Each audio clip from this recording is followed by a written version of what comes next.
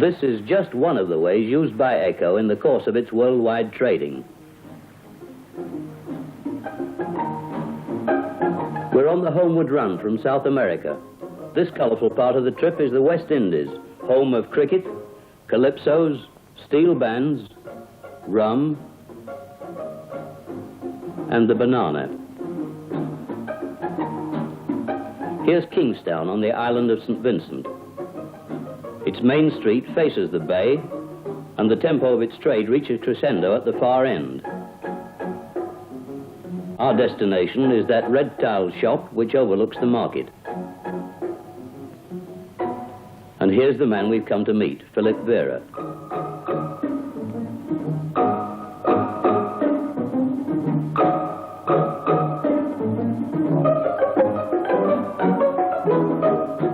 We make our next stop at Grenada, staying in St. George, its capital.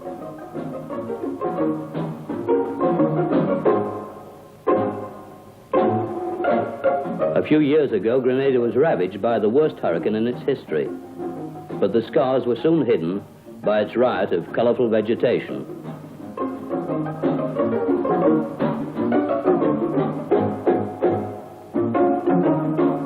And now Barbados, said to be more British than the British.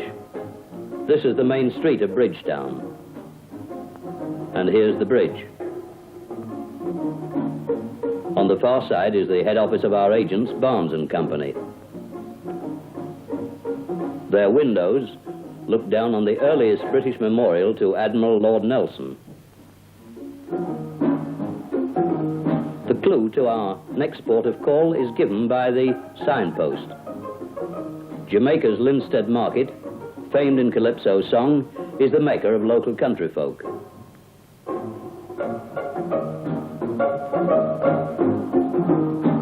But for some reason, the four-legged inhabitants view travellers to market with suspicion, however eagerly they sail along. Our business is in Kingston, of course. But after a day in the heat of the city, we're glad to climb out of it with Ivan and Lily Chin, Ivan's our agent here, into the cool beauty of Hope Gardens.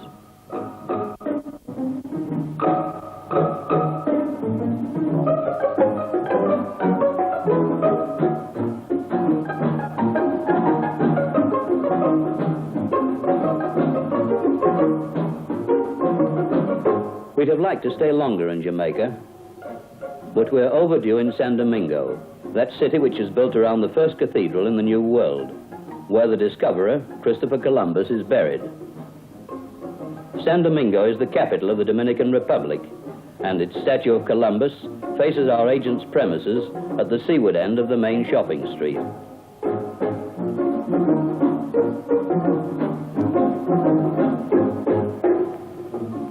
Dominica forms 2/3 of the island the Spaniards named Hispaniola. It retains its Spanish heritage in language, the dignified bearing of its womenfolk, and a martial tradition which places at the head of the main street a tomb to an unknown soldier.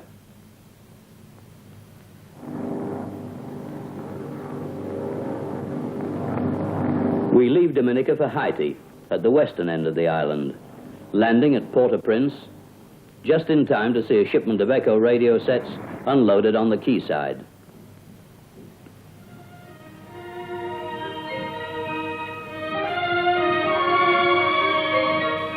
Haiti is the world's first black republic, gaining independence from France at the time of the Napoleonic Wars. French is still its spoken language, and though the accent is more voodoo than Parisian, one gets a whiff of Paris in the arcade-shaded streets, but we keep strictly to our own business, which is to head towards the wooden cathedral and our agent's nearby premises. There they are on the right. And here's his son waiting to take us to the exotic heights of Pétionville above the town. In these luxurious surroundings, we find Solomon and his wife and discuss our business.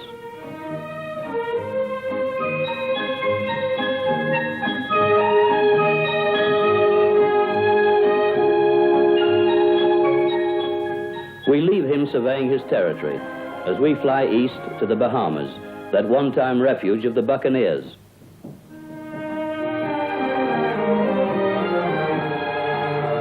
Our first glimpse of a highwayman shows how times have changed. Now the pirates have all quit the sea for the hotel industry. This is Bay Street, Nassau, capital of the Bahamas and a tourist paradise.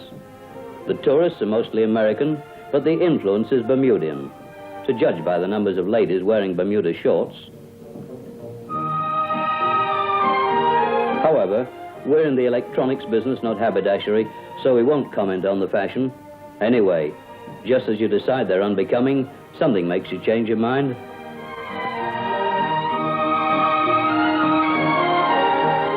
Nassau is just above sea level. With Florida's television stations 200 miles over the water, reception calls for some very fancy aerials. So our agent, Lloyd Thompson, spends most of his time changing the skyline of the island. A surrey with a fringe takes us to find him, and we're glad that all our agents aren't faced with the same problem.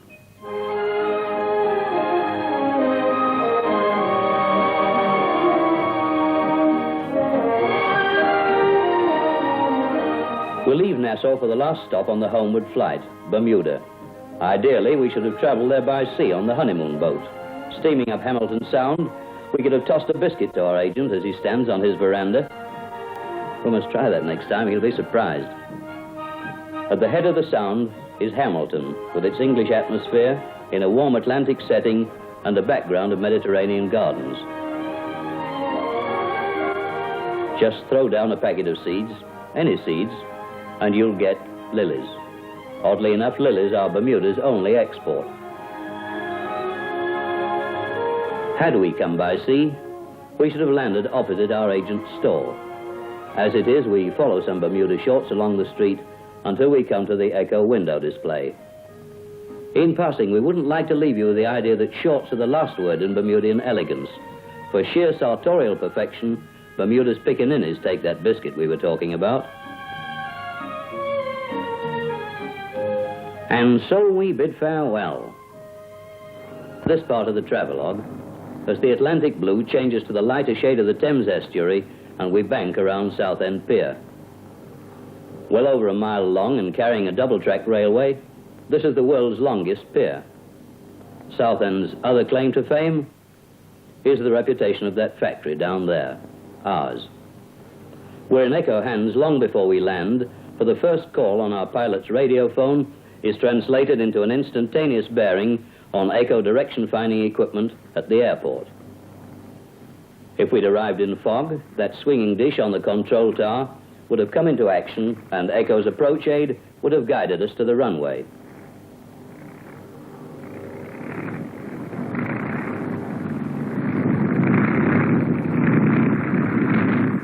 It's nice to be home. Nice to touch down where for once you're not just a name on a passenger list.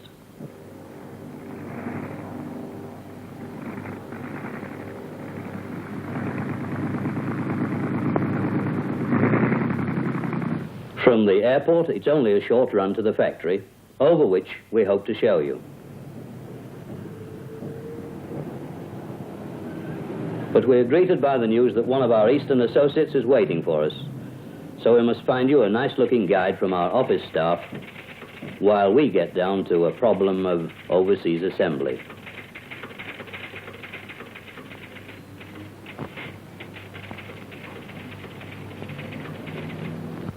Don't go in by the main factory gate. Take a bird's eye view first. Over to the left is Ekco Electronics, then production planning. Ekco Plastics is at the far end, and here, under the long roof, are the radio and television assembly lines. Each of these lines of operators is building a different model of television receiver. In general, the same method applies to building radio sets. The principles are the same. Starting with a bare chassis at one end of the line, components are added, wired, and tested until the set is complete.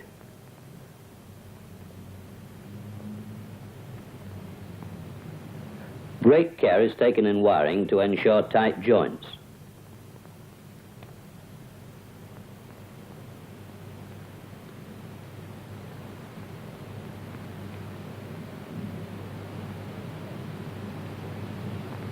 Equal care is taken in soldering the joints.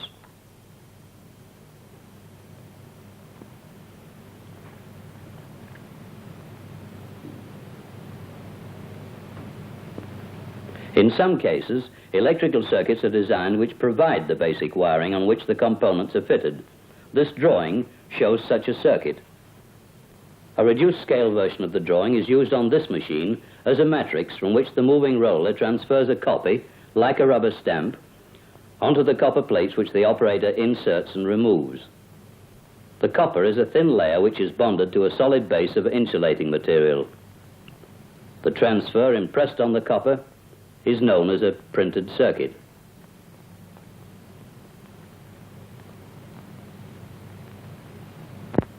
The plates are stacked until the print dries on them, and then placed on a moving rack which conveys them through a chemical bath. The chemicals eat away the copper which is not protected by the ink. From the drying chamber, they emerge as insulated base plates with point-to-point wiring on them, like the drawing you first saw.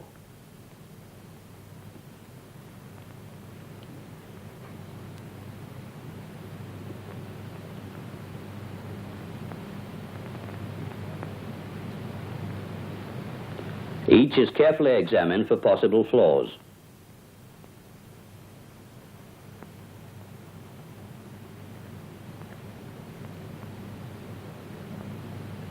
Some printed circuits go onto a machine like this, which pins a number of resistors at predetermined points on the printed wiring. As the plates travel around the circumference of the machine, 16 or more resistors are pinned to each plate. This kind of process is known as automation.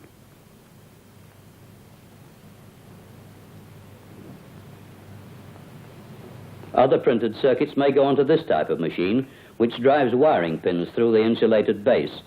The pinning gun over the plate follows the movement of the trigger handle below as the operator moves it from one hole to another in an established pattern.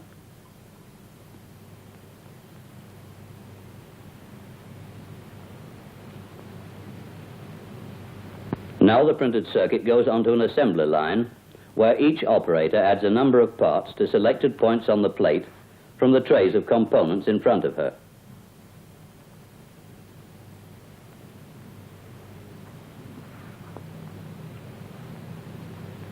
The completed assemblies are then placed on carriages to be automatically soldered. Protective stickers cover points which are not meant to receive solder, and the carriage moves forward. First, over the flux brush.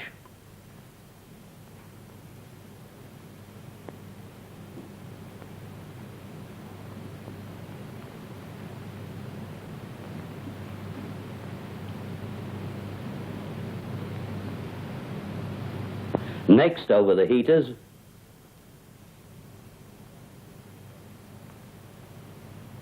and finally through the solder path. As the protective stickers are removed, we see that our printed circuit is now solidly outlined in bright solder. Valve connections are soldered by a different method. The operator dabs the flux on the connections and then pushes the assembly under the ring of a radio frequency heater which runs the solder. Printed circuit units enable us to design more compact sets.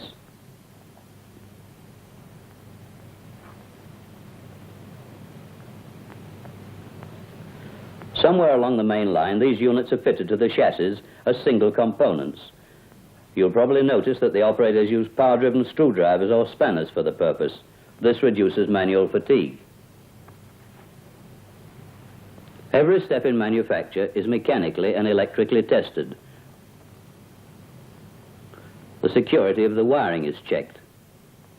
Then the sets undergo the first of many electrical tests as wander plugs are inserted in the valve sockets so that current can be passed through them and meter readings taken through all the circuits.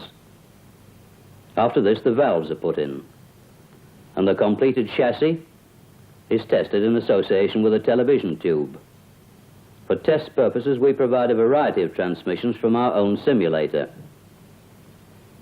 This gives us British, Continental, and American line systems. Various sizes of television tubes travel on belts across the assembly lines. The correct tube for the model is selected and slides down a runway to meet the fully tested chassis.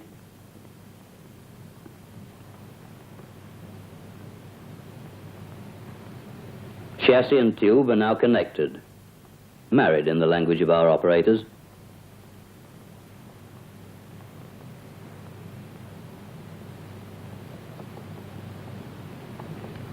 And now, like marriage, the tests really start.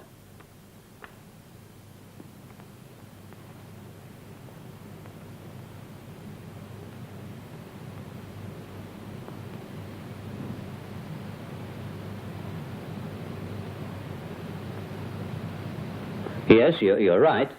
He hit it with a hammer. A rubber hammer, of course, but he gives it quite a hearty knock.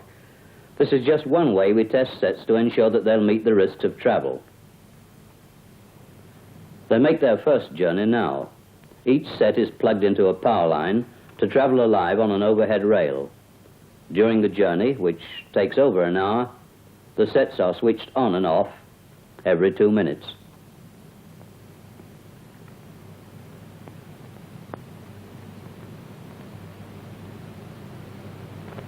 Then they are taken off and lowered to the appropriate line dealing with the model for the fitting of loudspeakers, control knobs, and cabinets.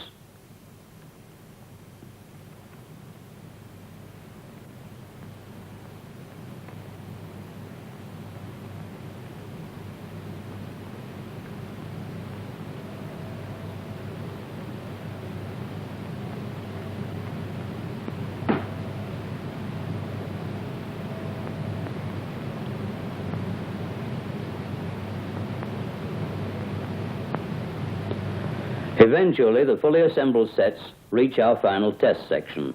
Around this series of cabins, the sets sort themselves out in an acrobatic performance.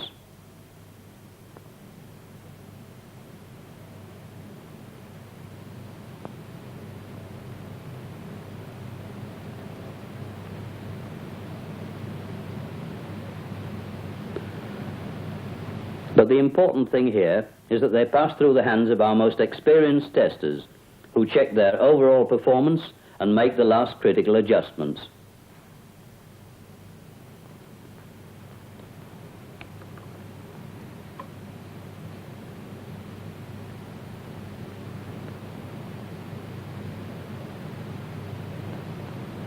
The name on the carton stands for more than first-class workmanship. It stands for reliability. For every single item which goes into Ekco equipment, from wire and solder, nuts and bolts, to complex components, is scientifically tested and must pass our rigid standards of quality.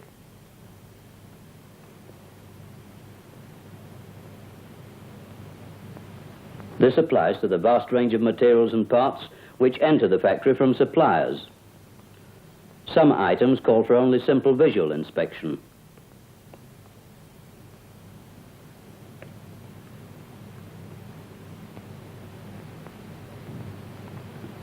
Others must pass electrical tests on equipment designed by our own engineers for this sole purpose.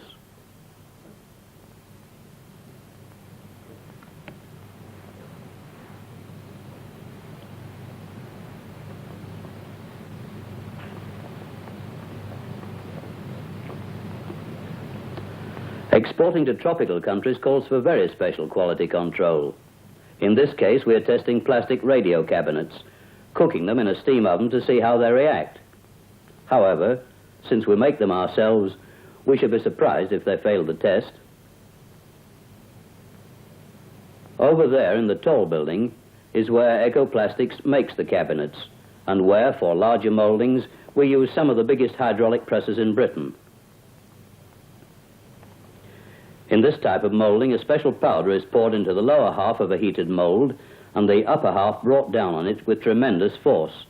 This moulder exerts a pressure of 1,600 tons, which is rather more weight than the article produced is likely to receive in everyday usage.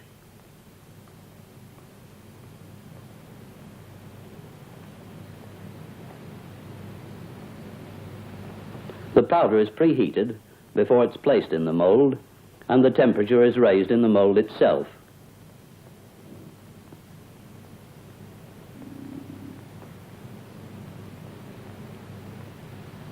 It is, of course, a pressure cooking sort of business in which time plays its usual part.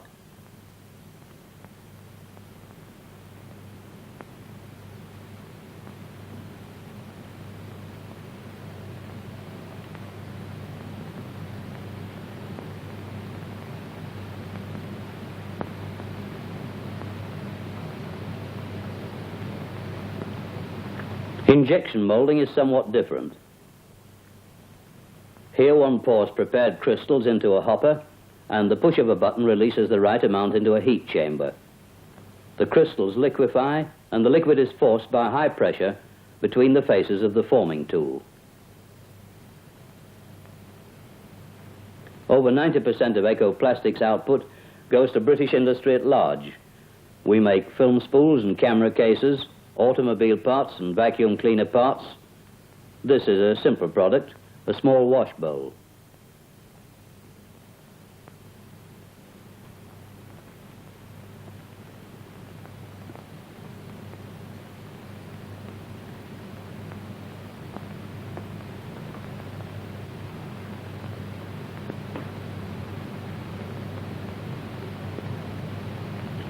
Less simple are the products of our giant 210-ounce injection moulders, which are among the largest in Europe. This massive tool is the inner face of a mould which produces the complete inner liner of a well-known refrigerator.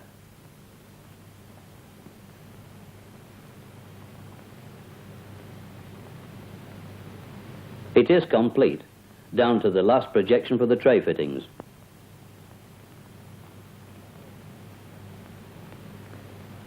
Not all plastic products are made in one piece. Many, like these bread bins, are assembled from several parts.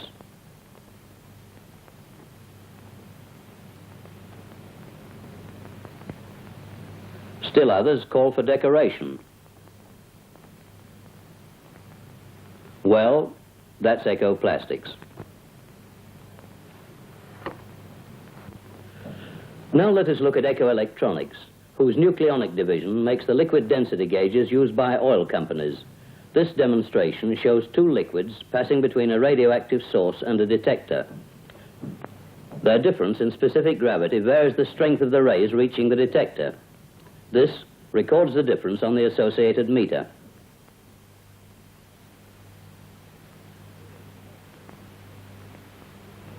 Here is a portable nucleonic gauge which measures the amount of corrosion on the inside of an iron pipe. It's only a small instrument, but it does the work of a gang of men. And here is a gauge which measures the thickness of materials like paper or rubber cloth during manufacture. The material flows between the jaws of a radioactive head and a detector which traverses the moving sheets. Any variation from the standard thickness is recorded. Samples taken from the end of a roll are measured on this profiler, which records the varying thickness across the width of the sheet. You need to visit a paper mill to see this machine in use. But if you've ever traveled in a Comet airliner, you have felt the influence of our radar equipment in the comfort of your flight. The pointed noses of fighter aircraft have long housed Ekco radar, but it is to the pioneer work of Ekco Electronics engineers that the public owes its transition to the radomes of commercial aircraft as the pilot's weather eye. Weather radar works like this. The round dish is fixed in the nose of the aircraft and made to sweep the skies ahead, sending out radar pulses which are reflected by clouds up to 200 miles away. The strength of the reflection increases with the storm content of the cloud, enabling the pilot to recognize their intensity on his radar screen and to avoid those which are dangerous. So you can understand why we choose to travel on the major airlines which are Ekco equipped when we visit our overseas associate companies.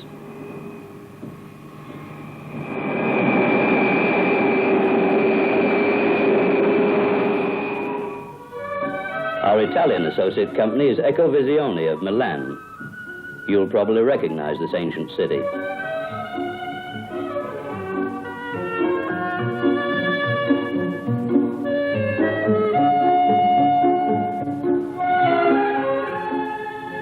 we have frequent meetings with Signor Serrani, head of the Italian company, whose artistic flair is outstanding even in this patron city of the arts, with its famous opera house.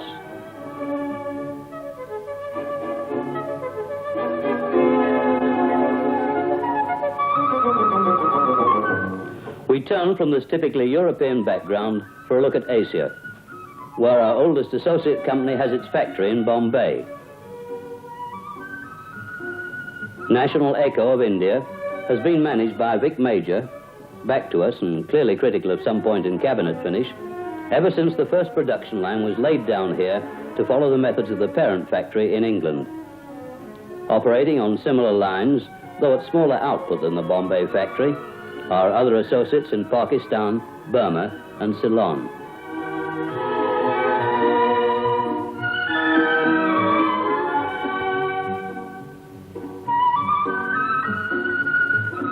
To seaward of Bombay's famous landmark, the gateway to India, lies the continent of Africa, where the factory of our major associate there looks over the mountain of spoil from the gold reef which founded Johannesburg's fortune. Kruger & Wilson is the name, with branches in Cape Town and the Rhodesias. We leave Johannesburg, and one guess will tell you the continent we reach, if not the exact location.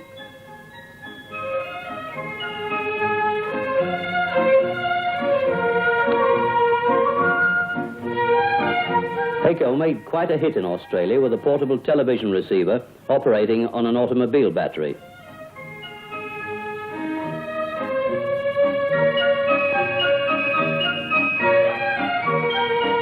You see, wherever he is, the Australian male must watch cricket. Well, cricket's all right, but it's not easy to keep your eye on the ball on a small screen, is it?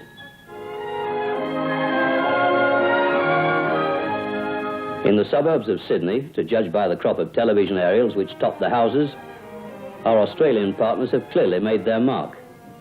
But to find a place where our products fit even more closely to national living, we go to New Zealand. Girls don't have to compete with cricket here.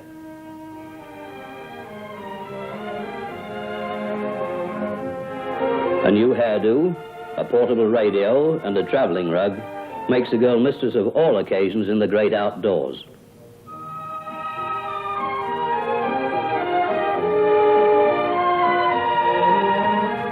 Auckland, headquarters of our New Zealand associates, has all the charm and much of the appearance of a west of England seaport. But its broad streets were built with visions of expansion and a future in which ultimate Ekco will play an increasing part.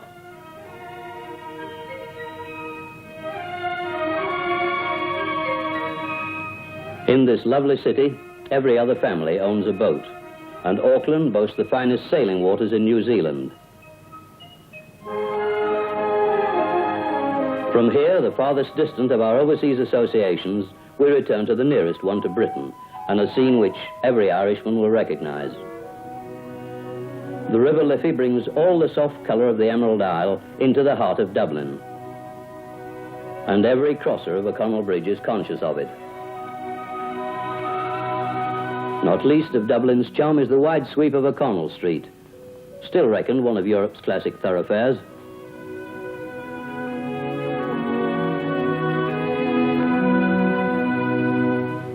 Our associate company in the Irish Republic is Kelly & Shield. Don't be misled by the fortress-like exterior of the factory. This wholly belies the cheerful spirit of its production lines and the warm heart of its managing director, Mr. Alec Shield. With a last glimpse of the historic post office and Nelson on his column, we move homeward to that even more familiar column in Trafalgar Square. Somewhere around this point on Whitehall, our overseas visitors take their cameras out and join the throng of little boys who are mesmerized by the Horse Guard. If you were one of our visitors and had had your fill of London, we'd suggest you paid a visit to our Malmesbury works. There's no more pleasant run in springtime. Passing through London's suburbs, you'd notice that Ekco gives its thousands of dealers plenty of publicity support.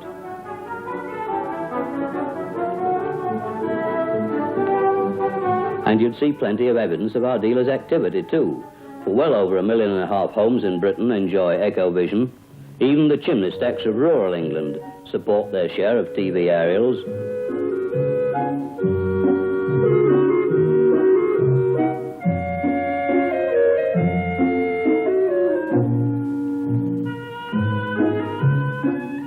Here's Malmesbury. From whichever side it is approached, it's dominated by the ruined abbey, which was one of the earliest seats of English learning.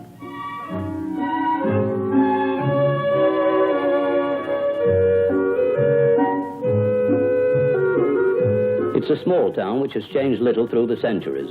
At the end of its main street is the abbey.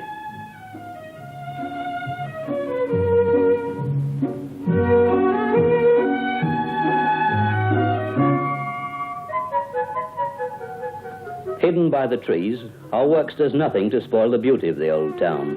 The only way to get an idea of its size is to view it on a scale model.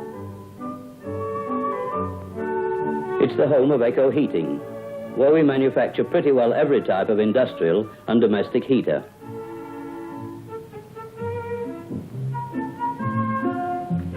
Rather than show you how Ekco heaters are made, let's leave with a truck and show you some of the places where our heating is installed.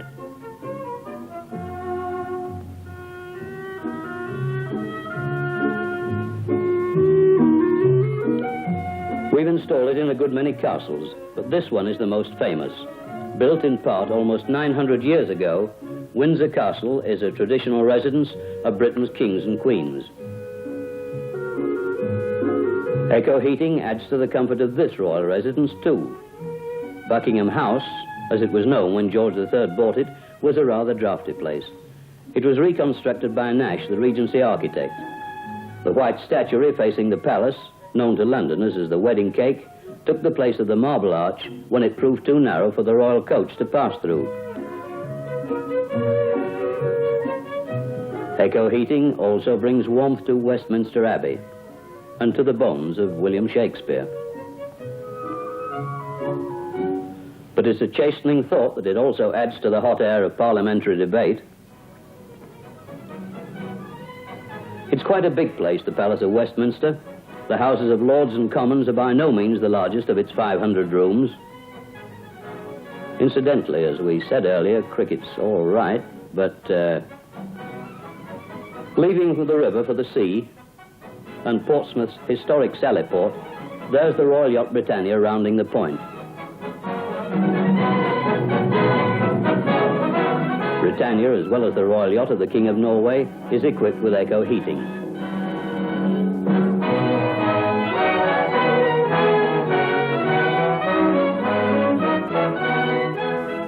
And finally, if not royalty, still a queen of Western Ocean fame.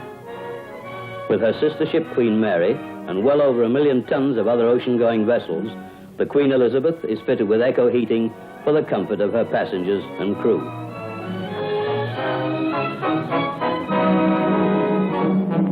So, in traveling around the world, may we leave this thought with you. Travel the royal way with Ekco.